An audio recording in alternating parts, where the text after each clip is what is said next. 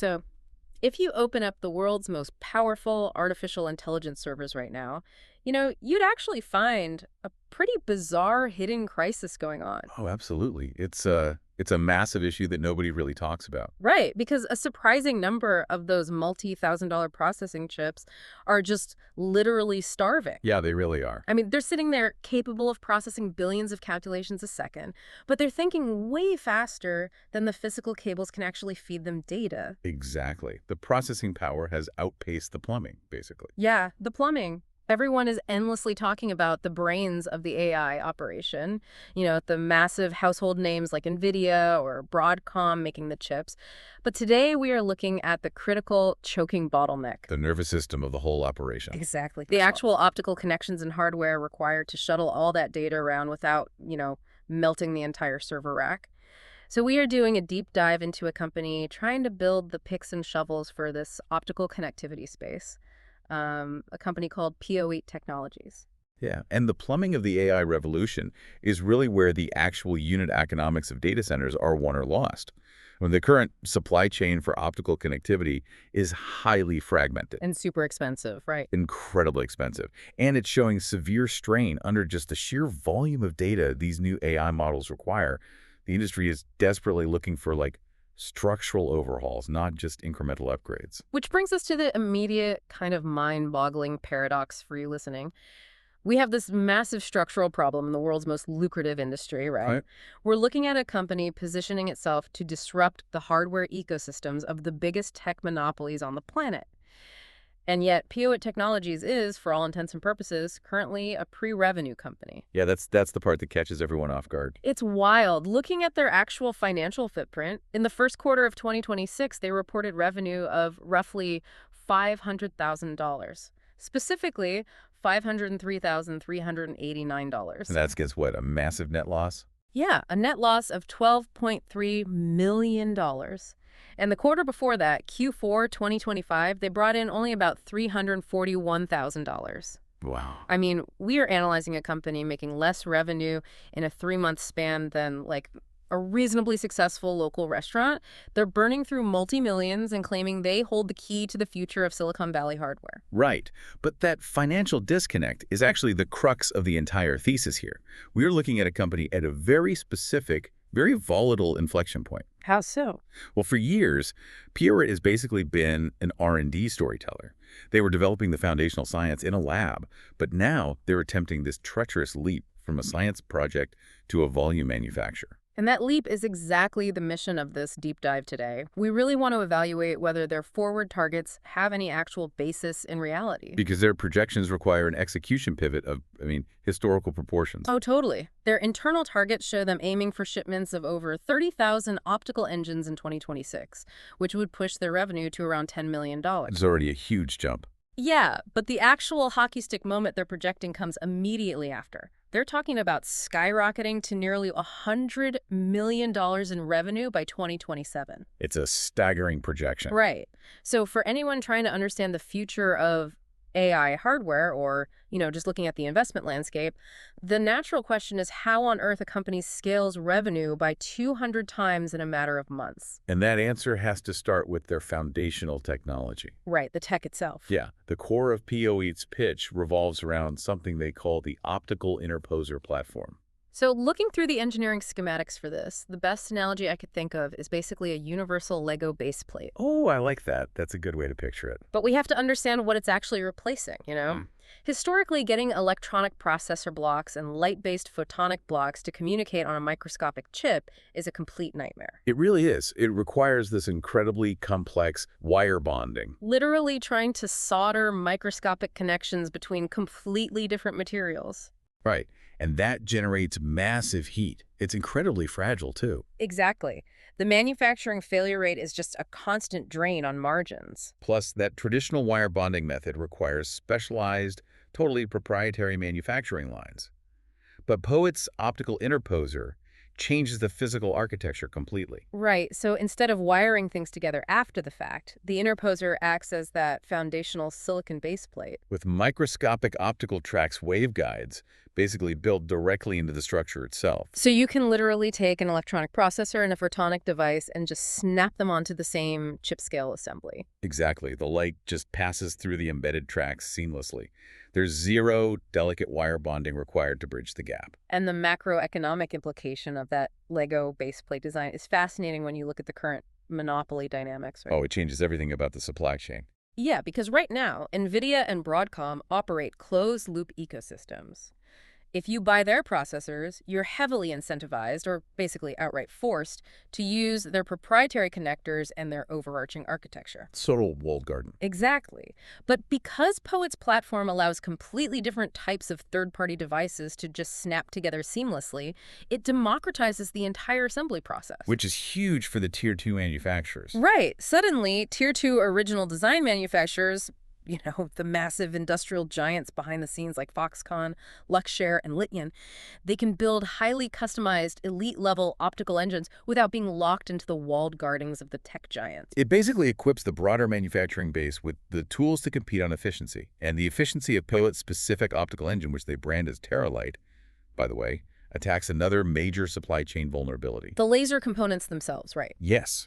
Terralight engines are engineered to utilize 50% fewer indium phosphide laser chips than traditional legacy designs. Let's break down the significance of indium phosphide, or INP, because it's not just a random material. No, it's critical. It's currently the gold standard for emitting the specific high-frequency wavelengths of light necessary to shuttle terabits of data across data centers without the signal degrading. And because it is the absolute gold standard, Nvidia is aggressively vacuuming up the entire global supply to build out their proprietary AI clusters. They are just locking down the raw materials completely. They really are. So by designing a multiplexing architecture that fundamentally requires half as many of these heavily constrained lasers, POET sidesteps the biggest supply chain bottleneck in the industry. They can operate in the vacuum NVIDIA is creating. Plus, because the interposer baseplate is agnostic, it can support legacy technology right alongside cutting-edge silicon photonics.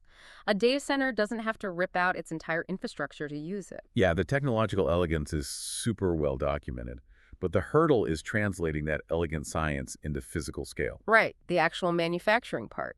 Exactly.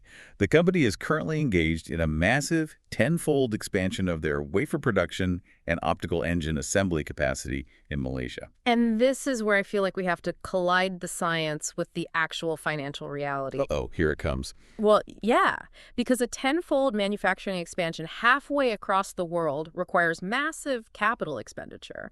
And we just established they lost over $12 million last quarter to generate $500,000 in sales. Yeah, the math is brutal. In any normal business life cycle, attempting a 10-fold physical expansion with those specific metrics is a one-way ticket to bankruptcy. The cash burn should be a catastrophic red flag for anyone looking at this. Oh, under standard market conditions, the going concern risk would be immense. I mean, the company would be on a ticking clock, desperate to achieve commercial volume before the bank accounts ran dry. Right.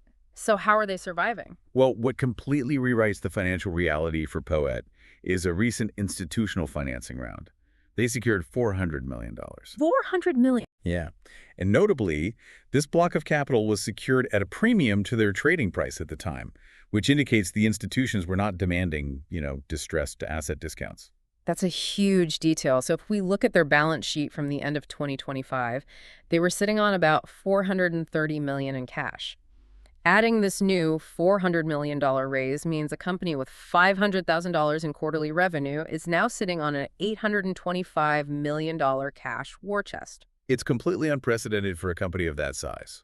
They are fundamentally operating with the safety net of a massively funded, late-stage Silicon Valley venture capital unicorn, but they happen to be trading openly on the public markets. Right. And they aren't siphoning this money into share buybacks or trying to appease dividend investors. Every single dollar is being weaponized to fund that 10-fold commercialization pivot in Malaysia. Exactly. That $825 million runway completely neutralizes the near to medium-term existential risk. The fear that they simply run out of money before the interposer technology reaches commercial scale is basically off the table. The balance sheet has been structurally de-risked. Yes. Which makes the market's reaction to all of this incredibly volatile, honestly. You have a massive cash pile, tech that can bypass Nvidia's supply chain chokeholds, and the runway to build the factory. You'd expect steady growth, right? You would anticipate steady, confident accumulation. But instead, the technical charts and the market sentiment reveal this violent tug-of-war between retail investor panic and institutional money. Oh, the chart is a roller coaster. Yeah, looking at the recent price action, the stock surged over 86% in a single month, closing at $15.38 on June 3rd. But almost immediately after, it experienced a massive 29% pullback. Which is jarring. Very. That kind of whiplash usually signals a pump and dump or just a complete collapse in the narrative. Right. But when a chart exhibits that level of volatility, it's essential to look past the immediate drop and examine the underlying structural indicators. Despite that severe 29% retracement, the stock is holding comfortably above its major moving averages. Let's unpack the mechanics of those moving averages for a second, because they really paint a specific picture of the market psychology. Sure. A moving average smooths out the chaotic daily price swings to show the actual footprint of where the value is settling over time. Right now, the 20-day exponential moving average, the EMA 20, is sitting at $13.19. And the longer-term 50-day average is down at $10.99. Right. So the fact that the current price is still trading well above both of those levels signals to algorithmic and technical traders that the foundational momentum is completely intact. The floor has been raised. Exactly. This wasn't a flash in the pan that collapsed back to its starting line. It's a structural upward shift in how the asset is actually being valued. Plus, the Daily Relative Strength Index, the RSI, is hovering around 59. And the RSI metric is really critical here. Yeah. It basically operates on a scale of 0 to 100, measuring the speed and magnitude of recent price changes. So what does 59 tell us? Well, traditionally, a reading over 70 indicates a stock is overbought. The buyers are exhausted, and a sell-off is imminent. Sitting at 59 means the stock has strong, sustained momentum, but there's still plenty of oxygen in the room. The buying pressure hasn't reached a fever pitch yet. Right. And coupled with consistently heavy trading volume, this indicates sustained interest from larger entities, not just retail day traders flipping shares on momentum. But the retail narrative is incredibly fractured, though. The technical structure says sustained momentum, but pulling up the actual news feed for Poet Technologies reveals a total bloodbath of bearish sentiment. Oh yeah, it's bleak out there on the message boards. Headlines are warning investors about getting caught between hype and reality. Financial bloggers are pointing out that trying to replace established titans like Marvell with a pre-revenue startup doesn't fix the underlying valuation problems. And their arguments are entirely grounded in traditional metrics, to be fair. Yeah, they look at the current market cap and point out a staggering 62 times forward price-to-sales valuation. On top of that, short sellers are actively attacking the stock. Wolfpack Research released a highly critical short report, and the retail chatter is just dominated by fears that the bottom is about to fall out. Honestly, the retail skepticism is entirely logical if you apply traditional value investing metrics to a pre-revenue company. A 62 times forward multiple is astronomical in a legacy industry. It's massive. However, analyzing the institutional flow, the so-called smart money, reveals a completely contradictory narrative. During late May and early June, precisely when the retail news feed was at its absolute most bearish and panic-inducing, the market registered repeated whale alerts. Massive, coordinated institutional block trades. Correct. These block trades triggered on May 27th and again on June 5th. Institutions were actively absorbing millions of shares. Right, and returning to the $400 million financing round, those institutions willingly bought in at a premium to the market price. Exactly. Hedge funds and institutional asset managers do not pay a premium, nor do they quietly accumulate massive blocks of shares during a short seller attack unless they have deep conviction about a specific impending event. They're not buying a 62 times multiple. No, they are buying the trajectory of the technology and the catalyst horizon. And institutions don't deploy hundreds of millions into a pre-revenue company without an exit strategy, or at least a very specific friction point they expect to clear. Tracking that smart money leads us directly to a massive date on the corporate calendar, June 26, 2026. That's the big one. Yeah, there's a pivotal shareholder vote scheduled to officially re-domicile the company to the United States. On the surface, moving corporate headquarters just sounds like tedious administrative paperwork. Yeah, super dry. But diving into the legal filings, this vote is specifically designed to eliminate a massive, lingering hazard, the PFIC tax overhang. The PFIC, or Passive Foreign Investment Company classification, is a highly complex element of U.S. tax code. It was originally designed by the IRS to prevent wealthy Americans from hiding money in offshore shell companies that only generate passive income, like interest or dividends. Right. The IRS applies brutally punitive tax rates and nightmare-level reporting requirements to any U.S. investor holding a PFIC asset. But Poet isn't a shell company hiding wealth. They're a legitimate tech company.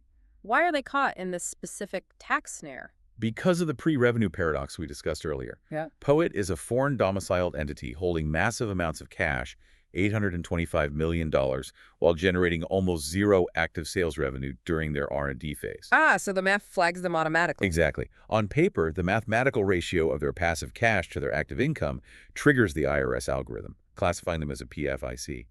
And this obscure tax status acts as a massive deterrent for major U.S. funds. They just won't touch it. Institutional compliance departments will simply forbid their portfolio managers from buying the stock because the administrative burden of reporting a PFE is just too high. And this tax status is exactly the vulnerability the short sellers exploited. Following the Wolfpack Research short report, the Rosen law firm launched a class action lawsuit back in April, heavily leveraging the confusion and panic around this exact PFIC classification. It was a very strategic attack. Yeah, but by executing this shareholder vote on June 26th to re-domicile to the U.S., POET legally strips away the foreign element of the equation. The PFIC status structurally vanishes. Right. The foundation of the legal pressure evaporates overnight, and suddenly the stock becomes significantly easier for massive U.S. institutional funds to hold on their books. It is just a brilliant piece of corporate maneuvering to clear the runway for further institutional investment. It removes an artificial ceiling on the stock's demand. However, there is a very real mathematical ceiling on the stock supply side that we must address. Yeah, I have to push back here because we have to bring the objective math into this, specifically regarding the $825 million cash pile. The warrants. Yes. That $400 million capital injection was not free money. The institutions that provided that capital were issued warrants, allowing them to purchase millions of shares at a strike price of $8.50. Right. So as an investor trying to evaluate the upside here, this is a glaring issue.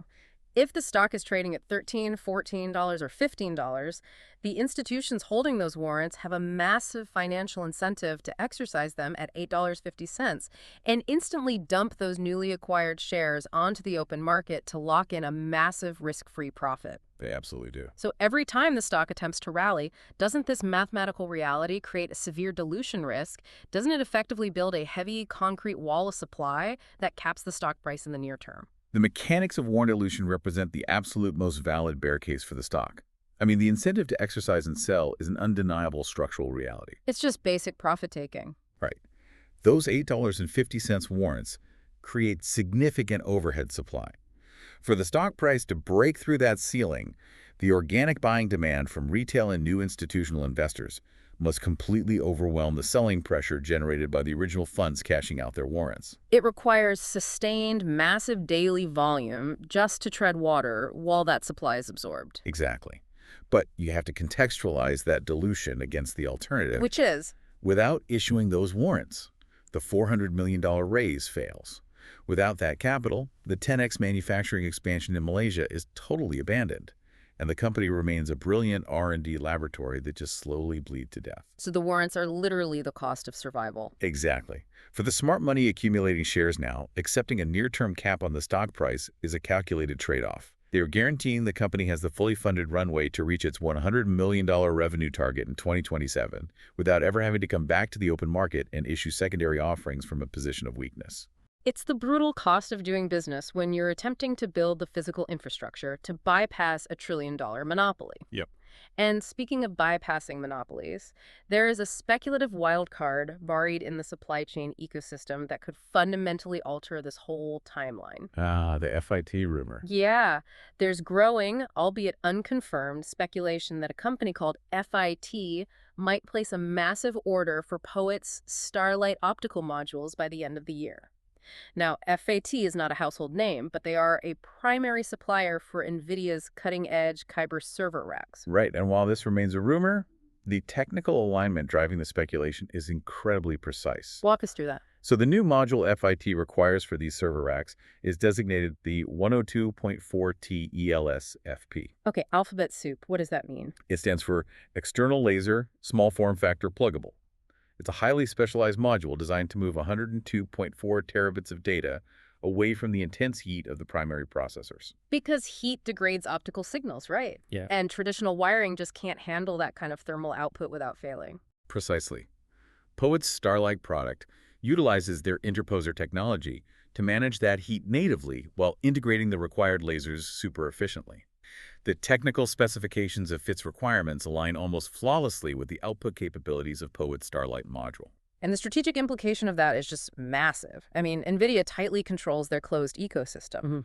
But if FIT, a trusted supplier building the actual server racks for Nvidia, decides that POET's technology is the only way to manage the heat and reduce the reliance on scarce indium phosphide lasers.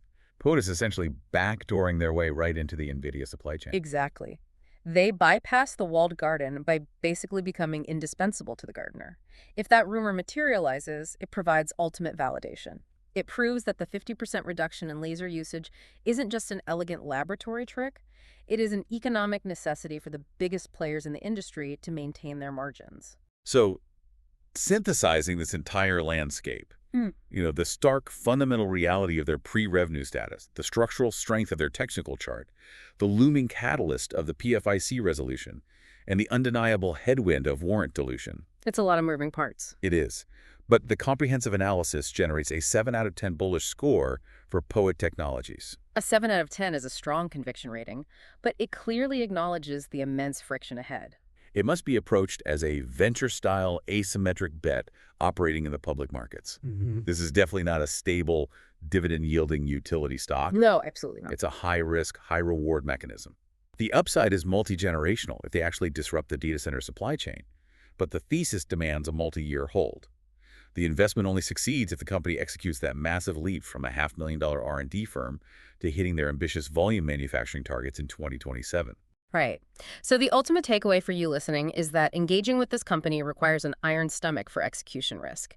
You really have to be prepared to endure the daily volatility, the inevitable headlines about dilution, and just the unpredictable growing pains of a company physically expanding its operations across the globe. It's not for the faint of heart. No, but in exchange for taking on that stress, you basically gain a front row seat to an attempted revolution in AI hardware, one that is actively trying to break the industry out of its reliance on a few monopolized giants. They have the intellectual property. They have the $825 million war chest. Now they just face the brutal reality of physically building the future. On to the hardest part. It really is, which leaves us with a final provocative thought to mull over. The financial media spends nearly all of its energy obsessing over the trillion-dollar apex predators at the very top of the food chain.